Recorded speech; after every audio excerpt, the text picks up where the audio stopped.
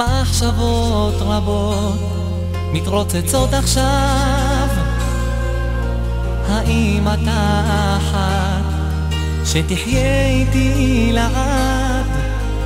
את ואני זה כמו ברק ורק, בינינו שום דבר לא יפריד לעולם, כי בלעדייך אהובה אני כבר לא יכול.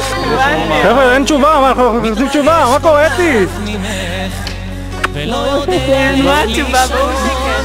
התנסי לי אהובה, התהי לי לאישה, ותתני לי את ידך, ולנצח אשאר לצידך.